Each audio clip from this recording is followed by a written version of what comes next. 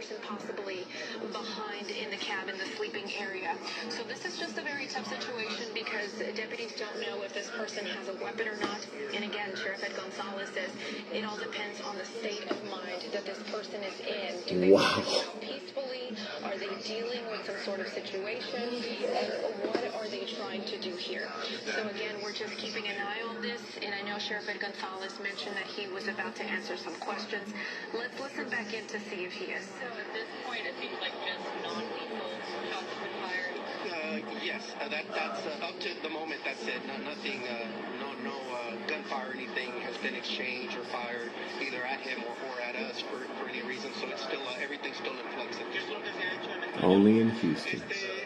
Le pudimos poner a las llantas donde pudimos inmovilizar la troca, pero siguió continuando. So Sheriff Ed Gonzalez answering a question in Spanish, asking how they were able to stop this. What did they do to the tires? We know that there were spike strips that were used to try to get this 18-wheeler to stop. But again, this person has been revving the engine for a good while now since we just found out that it was parked there on the side, if you will. So this was just after 12, close to 1 p.m. when we saw the 18-wheeler park on the side of the highway there on the shoulder. And again, that's why officers and deputies are still concerned because the engine is still going. And our Don Armstrong has been flying over this scene for a while. Don, if you can just sort of give us a vantage point into what you have been seeing from the beginning, if you will, I guess from what you first saw up until now. Yeah, when we arrived on the scene, actually the truck was still in motion with the right front tire flat, actually wound up on the actual wheel and digging into the concrete over there on the emergency left lane. And as you can see, the wheel, the drive wheel on the tractor is still running. It is not turning the actual tire because that wheel and tire is flat, so there's no actual traction there between the wheel and the tire. Now they're backing off the robot here for some reason. It looks like we're going to reposition that.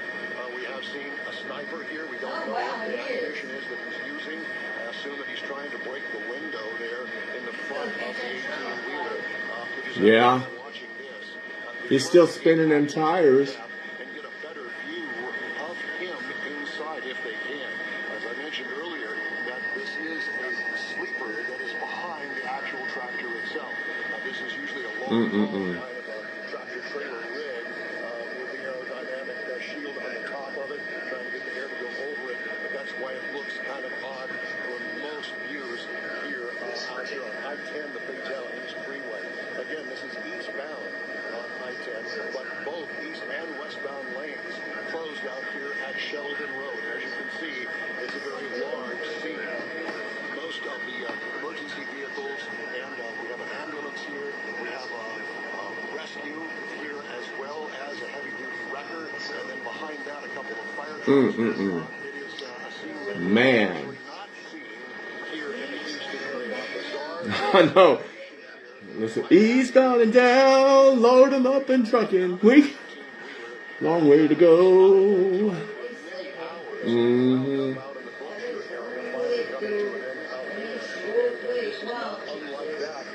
My. I mean, you got that sniper and that Bearcat trained right on him. You got the robot right there with the camera and the plunger right at the window. He's not going to go anywhere. And I was thankful that they finally got the armored vehicle here just a short while ago, and they're trying to break the window, the front window of the 18-wheeler. Wow. And I would imagine that it's going to take something more than just this to get that window broken. 25 in Sky, Don Armstrong, ABC 13, Eyewitness News. Tom, thank you for that update and report. We're going to go back to the sheriff to see what other questions he's answering. At the scene itself, and then also make sure that the bystanders, the spectators, are also at a safe distance. The westbound lanes, they're shut down. Both sides, eastbound and westbound. Sure, we're live right now. Can you talk to us once again about the traffic implications this has? Yes, at this point, we're asking all the commuters. We know that, thankfully, it is kind of around the holidays, so there's less traffic on the roadways, but nonetheless, it's a busy corridor that leads folks out of the greater Houston area to Baytown and beyond. So the East Freeway right now is at a bottleneck right now. We're trying to alleviate some of that traffic, but if people can find alternate routes, we are diverting them off of Sheldon Road right now, and we're getting them around the Target area. But if they could exit before then, either get on the tollway or even before that and find alternate routes, that would be helpful. So we leave it up to the new stations to hopefully help us out on that. Rapidito, porque nosotros sabemos en nuestra comunidad, hemos visto estos camiones utilizados para transportar inmigrantes. En estos momentos, ¿ustedes piensan que hay personas allá? The sheriff continues to answer these questions in Spanish. I am joined now by my colleague, Nick Notario, here at the ABC desk. And so, Nick, you have been updating our viewers on the 24/7 live streaming channel 2 for quite some time. This has taken quite a turn now. And I was waiting to hear from the sheriff, and we're wondering if he was going to talk while this was still unfolding, or if he was going to wait until it ended. And clearly, he needed to get some sort of message. Whoa! Whoa! Battering ram. They barricaded the side of the 18-wheeler right there. We have seen this machine before, and skipping. Here they come. Oh, there goes the smoke and the flashbang. Report on it not long ago. There was a barricaded suspect in a home. So. Oh.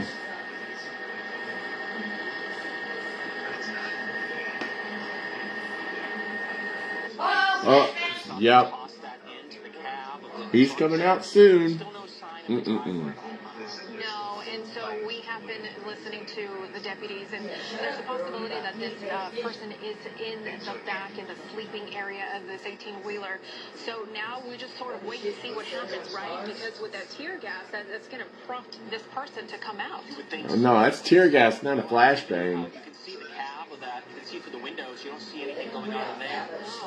We're waiting to see if he comes out the side. Maybe tries to go out the window there that they smashed in. But yes, there was that situation where someone had barricaded himself in a home, and they essentially demolished the house with that device. So it's a very strong, powerful machine. It is, and it's a new tool the tire stop. has to try to get suspects like this to surrender in a situation where they're holed up. Well, now not only in a home, but also in a vehicle like this, in a big 18-wheeler. And again, we're just waiting to see how long it takes for this person to come out. I can imagine this tear gas is not, something you want to be around for a long time. We heard the sheriff say in there moments ago that they're trying to use non-lethal force to try and get this individual to come out. They use the spikes. You can see they said they were successful. The tires are out there. Oh, here comes the ram again. There was some sort of paint-looking thing that was shot toward the window, and here it goes again, Myra, again. Yeah. Now they're ramming the front of the truck there. And again, we can't see anything. Oh. We can't see if he's in there, but this thing is a very powerful machine that can do a lot of damage. It can essentially rip apart the front of this vehicle, as you're seeing there on the screen. Exactly as is happening right now. And again, we did a story on this specific tool, if you will, that the Sheriff's Department now has to try to get suspects out of a barricaded area. Close the door! Turn out the light. Parked here on the side of the highway on the shoulder for quite some time now with the engine revving. And so now they're going to try to break apart this door, Nick, is what it looks like. Yeah. And see if they can get a better scope. They didn't show that to us at SLPD. No. I don't think SLPD does have that. Yes. But they... I remember being in the Bearcat. So now we can't see exactly where this person is, but hopefully they will come out. Yeah, I mean, what is he doing? Just get out, man. It's over. Waiting for this driver to make his way out of the vehicle, Myra. Because the scary situation here is if this person does have a gun, officers have to be ready to protect themselves as well. So let's hope that is not the case. Let's hope this person makes it out, if they will. I can't imagine somebody being able to stay there with that tear gas flowing inside that small area of the 18-wheeler. Well, he's stayed in there. It's been at least 5 minutes since they've thrown that tear gas inside the back of the cab. I still have not seen any activity from inside that. And of course, he could be in the back. You know, some of those are kind of larger back areas that they use to sleep and eat and whatnot in the back of their trucks, the cabs there. You know, dude, that sniper is trained right on you. Say this person doesn't have some sort of gas mask. That is true. Or something to that effect. You can only imagine that since that person has not come out of this 18-wheeler. Again, this has been going on since 1240, and this is the first we see now that deputies decided to make this bold move. We saw the Rook, which is what it's called. We did a story on it, or Jessica Willie, so if you want to learn more about it, it is on abc13.com. But this huge, heavy piece of machinery is strong enough to break into something like this and just sort of tear it apart to try to get a person that is holed up in whatever situation may be. We last saw it used on a home. This time we're now seeing it used here in this 18-wheeler. And I don't see the Rook anymore, Myra, so they moved it away, so obviously they've done enough damage, they feel, at this point, and there's still smoke from that tear gas that they dropped in, but, that cab's not very big. It's not. And he's breathing that in, you would have to imagine, at this point. And so they're hoping that is going to do enough to get him out, but I still don't see any movement of him moving outside. You see the robot there off to the side, so that robot has a camera that gives deputies and law enforcement a good vantage point, another set of eyes, if you will, to see inside of a situation and see just what they're dealing with. But I'm just sort of taken aback with all of this. Just when you think you have seen it all, something else happens here. And we have, you're exactly right, and not just us in awe here in the studio watching this, but Giovanni is live on the ground as this is all unfolding. He was just talking to Sheriff Ed Gonzalez, and Giovanni, if you can hear us, what are you seeing and hearing? I know that you are just feet from where this is all unfolding. Like you had both just mentioned, this is still very much an active and fluid scene. We just saw those doors get ripped off of the truck. We've seen officers and deputies throw tear gas into the truck. We don't know how many people are in there. We don't know what it was carrying at this point. So right now they have crisis negotiators on scene, he says, trying to get this man to come out of the truck. But once again, still a very active scene with some major traffic implications. That's one of the things that Sheriff Ed Gonzalez stressed. You have a major interstate closed right here with a driver that is refusing to get out of that 18-wheeler that led deputies on this low-speed pursuit. Once again, if you look right behind me, you can see that we're looking at this from a ground view. We saw that sky video from earlier where those doors were being ripped off. But once again, just to reiterate, this is still a very active and fluid scene. We don't know if the driver has any weapons. We don't know his current status, what he's doing inside of that cab. But that's one of the concerns that deputies have is, this is a very highly populated area. The truck is on a major interstate. They want to be careful with what they're doing, and they want to make sure that everyone is safe. So once again, they have crisis negotiators on scene trying to get this man to comply, but it's still unclear how they will be able to do that. Yeah, thank you so much for that, Giovanni. And as we see the replay of this Rook tear down a portion of this 18-wheeler, just want to give you an idea of what this machinery is and does. Again, we did a story not long ago, back when a suspect was holed up in a home in Humble. So this is 7 feet tall. It is twice the weight of a pickup truck with bulletproof glass and metal. And again, the Sheriff's Department saying that it has become an integral part of the tactical response unit at the Harris County Sheriff's Office, and as we can see, it is quite the tool that is definitely helping them try to bring this to a peaceful end. But now, Nick, we're just talking and looking at these images and just growing a little bit concerned because this person has not come out at all. So it really just has us questioning what is happening or what has happened to this person. Well, I don't see any more tear gas flowing out of the cab either, so that whole canister, you have to imagine, has already been dispersed, and now you have to wonder what's next. So I don't see the Rook there anymore. You still see that robot device still sitting there. You see. Well, they're not going to sit there and invite him over for tea. But that Rook, you have to wonder how much more damage you can do. And I really don't think he wants to have coffee with them either. What's next? And so that's what we're waiting on. Yeah. We all hope for a safe way that this all comes to an end. Obviously, we all hope for a a safe way that this all comes to an end. For sure. But there's some reason why this driver is not coming out of the truck, Myra. We were listening to the sheriff earlier when he had the press conference, and he said, listen, we just don't really know the mental state of this person. So because we don't know that, we have to approach it very cautiously. They have to be strategic in everything that they do. And they train for this, right? They train for these situations to see how they can best end this in a good way. And it's just a wait-and-see situation. So now the question is, are the officers going to slowly start approaching and making their way closer with guns drawn, or are they just going to give it more time to see if this person does emerge? And Myra, while this all plays out, keep in mind on the East Texas Freeway, both lanes are shut down there in Sheldon. And you can see the Rook coming back in. I believe this is a live look. And so we're going to stay on this. I know that we've got Elisa Rivas standing by with traffic, but let's go ahead and stay on this as the Rook is going in yet again. Again, this is a 7-foot vehicle that can do some powerful damage. As we see, rip apart a home in Humble just a few months ago. Now it is taking apart piece by piece this 18-wheeler. Already smashed in that back window. Now this passenger side. You know, the guy that owns that rig, he's crying right now. You have to wonder, what else can this device do?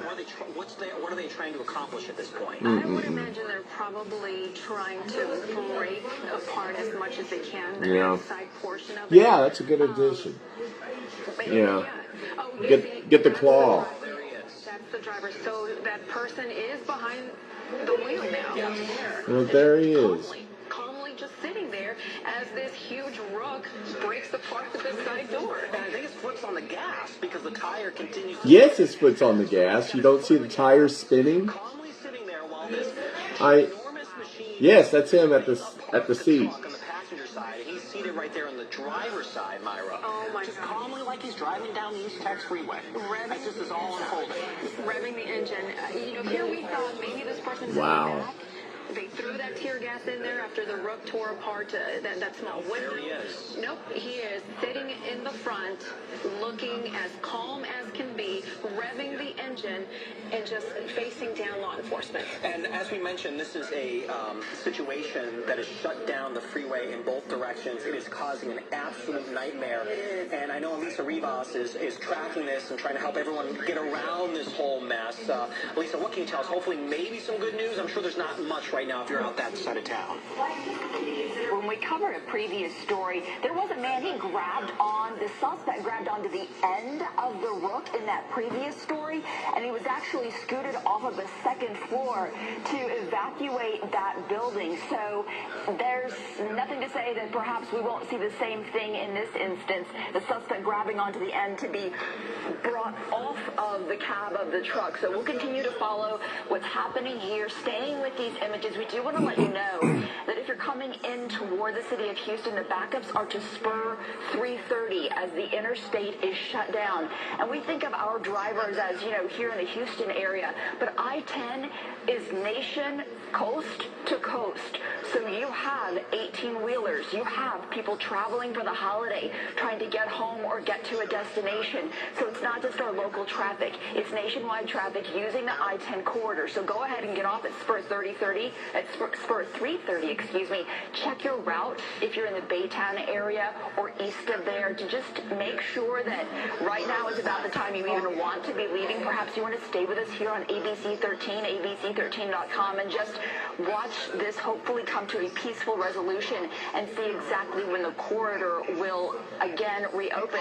Leaving the Houston area, trying to get out to the east side, 90 is an alternate route. Really, the farthest you're going to want to go would be the loop, the 610 loop, and then you're going to take the loop and from there head down to 225, catch 330. Your GPS will let you know where to go exactly for your starting point and destination, but certainly check your route and be aware that make sure you stop at Buc-ee's. The East Freeway is closed down near Sheldon due to this ongoing incident. Thank you, Elisa, and it seems like it might go on still for a while, so the folks that are stuck in the thick of this traffic mess won't be going anywhere anytime soon. That's right, and I know that Giovanni is there live on the ground, our ABC 13 reporter. And Giovanni, I know that you were able to talk to someone just moments ago. Give us the latest on what you're seeing and hearing there.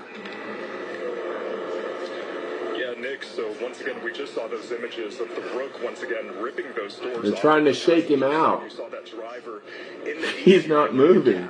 revving the engine. That's one of the things Sheriff Ed Gonzalez said he was still doing. You know, this is an 18-wheeler. This is considered a weapon. One of their concerns is him trying to take off again, so they have set up a perimeter in this area. They're trying to do everything they can to make this end as peacefully as possible. But there are so many deputies here on the ground trying to get this man out, to open up this freeway once again. There's some major traffic implications here, and they also have crisis negotiators on scene every so often. We can hear somebody yelling over a loud horn or loudspeaker telling him to exit the vehicle. You saw those images of him sitting there in the cab, once again revving that engine. Earlier they shot off some tear gas and non-lethal weapons to try and get him to come out safely. Gosh, Giovanni, we're just here in awe and in shock of what is going on as you see that Rook continue to tear apart this 18-wheeler, and that suspect just sitting there looking as peaceful and normal as can be, as if nothing is going on. He's just sitting there like he's just driving normally. Wow. Wow. Holding on to the steering wheel, Myra, and, you know, his eyes straight down the road, and as they continue to use that rope to shake that vehicle, that cab, repeatedly now, and we were wondering, okay, they've destroyed half of it.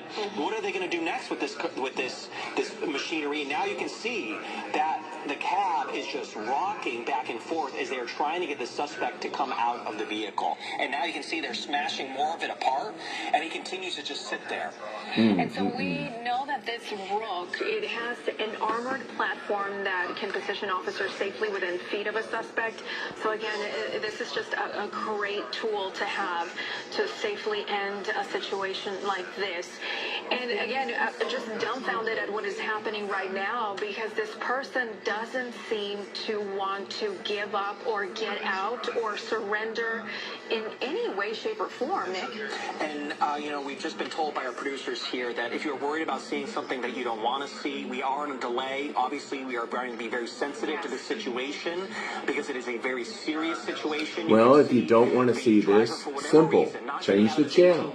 They're using some extremely heavy-duty machinery there, trying to come this to an end for everyone. But he clearly doesn't want to come out, Myra. He does not. He does not. And they've got the deputies with their guns drawn on this suspect that are watching this whole thing. So obviously we try to be sensitive to the whole situation. We're bringing you these live pictures, letting you know what is going on, but we are keeping that in mind as well. So we're just in awe, Myra, sitting here watching this. Yeah, we really are. And again, a very tense situation too, because we do want to make sure that this doesn't end in any bad way. Correct. It is the last thing we would want to see here from our end. So we're hoping this person gives up as they continue to tear down this 18-wheeler using that Rook. They're just tearing it apart piece by piece. And as fast and as you know, forcefully as this cabin is shaking, that person's not even making a move. No, not even blinking at things. Honestly, it looks like he's just driving down the freeway. This picture. His face is stoic. His eyes are right there, looking down the freeway. I haven't seen him move. I haven't seen his head move, Myra. No. He is just looking straight ahead, even as the cab is swaying back and forth as that machinery shakes the entire truck there. And even as that SWAT vehicle is staring dead at him with guns drawn, no movement whatsoever. So this is a very difficult situation. And again, we were not sure how this was going to end. It started at 12:40. We thought possibly this person would surrender quickly, but that doesn't seem to be the case as this continues to go on. Yeah, more than 3 hours now. We've seen sheriff deputies land helicopters on the freeway to bring in more resources. They're about ready to. I think they're about ready to storm it. They have drones, Myra. They deployed spikes to bring this truck to a stop, and it did. And still, the driver just sits there in the driver's seat, refusing to come out. Not only that, but still revving the engine. Right. We see that tire still spinning. It was smoking earlier. Our Don Armstrong has been following this from the very beginning. And Don, whenever we have a situation like this, we always ask you, have you ever seen anything like this? No, and all of my career, I've never seen never. anything like this. I do wonder, however, is he conscious? conscious? Is he got some sort of a drug-induced sort of stare staring straight ahead? Don't know. And I don't think that the sheriff's department knows either. The one thing that I did want to make note of, that the driver's door is really up against the guardrail there, separating the east and westbound lanes over here at I-10, the Baytown East Freeway. And if you're just joining us, this is at Sheldon Road between the Beltway and Spur 330, the road that you take to go to Baytown on I-10. And for those people that are maybe heading back to Louisiana or trying to come from Louisiana into the Houston area, it's not going to happen this way for quite some time. The other thing is, I don't know whether or not, once this does come to a conclusion, how they're going to get the 18-wheeler out of here, because it has, as you can see, the right front wheel does not have a tire on it. It's dug into the pavement, and the engine is still idling here and spinning the wheel around inside the tire. And so what you see smoking there is the real friction against the tire. And so it's going to be a mess. They're going to have to disconnect the 18-wheeler from the tractor part of it and separate the two. It's going to be quite an operation, and it's going to be hours. Now, here they come. Oh, they got the puppy out. They got the puppy out. All right. Let's see what happens. I'm not sure. Are they shooting inside there? It looks as though that they may be using dummy bullets. There goes the dog. They pulled the dog there. Now the dog is inside. This is coming to an end now, finally. The dog's in. See if the dog, as soon as the dog does its thing here,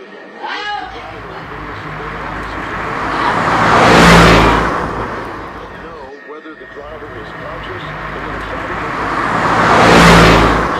pull back a little bit here because we don't know exactly what's going to happen. Is he hanging on? They're having difficulty getting him out of the cab. And once they get him out, we'll see if he is actually conscious. I don't know. Don, as you pull back, I know this is a very sensitive situation, so we're trying to make sure that we don't show anything that might be too sensitive for folks at home. But again, we just saw the K9 went inside the vehicle, the 18-wheeler here, to try to gain control of the suspect that has been refusing to get out for the past almost 4 hours here now, almost like the 4 o'clock newscast. It's just a very crazy, intense situation that none of us really have ever seen. So here with me now is Erica Simon.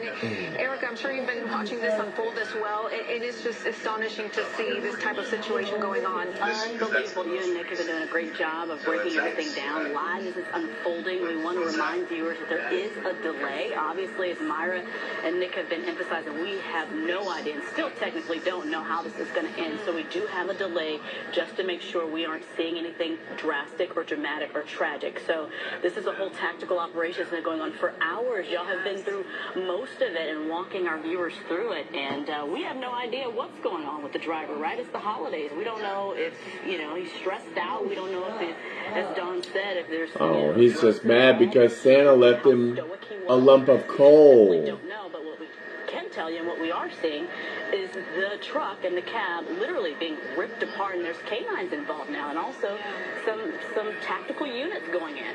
Yeah, and it looks like there's a few of the SWAT deputies inside now. Can't tell what they're doing at this point, but we did see the canine go in, and I believe I saw the canine come back out just a few seconds ago. But they're tearing apart this cab and also just trying to get this person out. Don, were you saying something? Were you able to see what they're doing? I was going to say, it appears as though that he is resisting. Oh, goodness. They now got him on the ground, and he appears to be conscious. Let me pull out just a little bit here while we get this under control. But they have finally got him out, and it appeared as though that he was conscious and holding on, not wanting to get out. I did notice that the canine spent an enormous amount of time in there, which tells me that he was resisting the canine as well. So at least they got him on the ground and out of the tractor of this 18-wheeler. That's a good puppy. On I-10, the Baytown East Freeway. We'll have to see now exactly what happens next. obviously they're going to handcuff him if he is conscious, because they don't, and they're going to have to search him as well while he's on the ground. They don't want to keep their safety at first all the time. And so we just have to make sure that everybody is well and safe here. But it looks as though finally, after all these hours, they're bringing this finally to an end out here near Baytown. Yeah, Don, and we appreciate you staying on top of this with us here as we have been watching this situation unfold. But again, we don't know the state of mind that this person is in. I know the sheriff was mentioning that earlier. When you don't know what kind of person you're dealing with, you have to be extremely careful. But we saw this person sitting there behind the wheel, just a blank stare, really. It's just staring back at deputies in front of that SWAT vehicle. But now we see that they're about to take this person out, and I'm sure to a hospital to get checked out. And it looks like, from our vantage of the TV, it looks like he's shirtless. His face looks very red. We don't know if those are wounds from the canine, but he appears shirtless. He's limping. Probably was bitten on the leg if the canine officer was in there. He's having a bad day. Again, very bizarre, that he was sitting there the whole time while he was rocking and all of these strategies were being used. I wonder if this will be on live PD. I wonder if this will be on live PD. I don't know, Medical treatment, and we'll get some answers shortly, but for now, we know that this has come to an end where at least this man is alive. Thank God. Nobody. And again, we don't know what situation he may be dealing with. You never know if he tried to do suicide by cop. Thank God. 4 o'clock as we start this hour with this very tense situation that we have been following for quite some time now. And we just saw the end of this situation where I feel sorry for the owner of that rig. This 18-wheeler It's totaled. Slow chase at 12:40. It was a 5-mile-per-hour chase, according to the sheriff. And the person did not want to come out, was barricaded for several hours up until now. We saw these deputies approaching, even a canine. Yeah, this is 3 hours now, roughly. Jesus. It took for all of this to come to a conclusion. And mind you, again, this is I-10. This is not a little back road. This is a nationwide interstate that is heavily traveled any day of the week, let alone during the holidays. So, of course, we know a lot of people are at a standstill and waiting to figure out what's Still don't know why this guy took this rig and was just driving down I-10 on a stolen rig. You can see right on top of it the whole time. Yeah, just driving down. They said he was driving 10 miles an hour. We heard it in terms of 5 miles an hour. Wow. The canine, but he's alive, and we don't think any deputies or any of the SWAT officers were hurt. So we'll have to just let this kind of iron out because it's still pretty early in terms of them getting him down and getting him in handcuffs. And yes, our Giovanni has been on the ground monitoring the situation. 5 miles an hour. Any other update, Giovanni, or what is how is that area feeling to you now with deputies around and possibly some onlookers?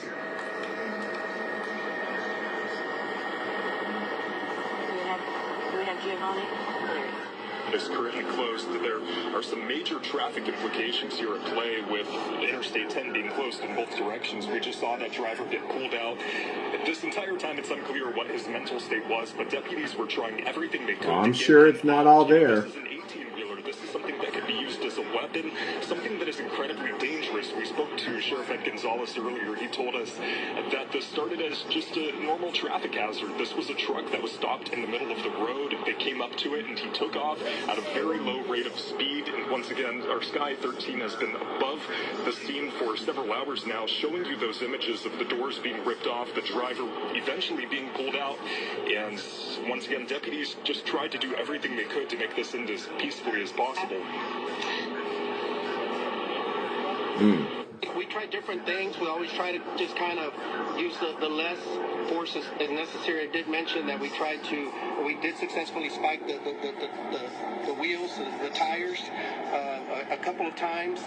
And then also I think less lethal type of weapon was utilized to try to see if we could just gain compliance and get the issue resolved quicker. But that was unsuccessful. Once again, some major traffic implications here at play. That 18-wheeler is still on the highway. We have a record that's about to come by right now. It appears that he's going to go there try and pull that truck off of the road, but there's still all of those debris in the area on the road. Still unclear what the suspect, the driver, how he's doing, and once again, it's still unclear what will happen going forward. You know, this once again is a major highway that is closed. I'm going to step out of the way so that way the record can get through. But there are just so many questions that we're still trying to figure out and ask, and eventually bring to you those answers, guys.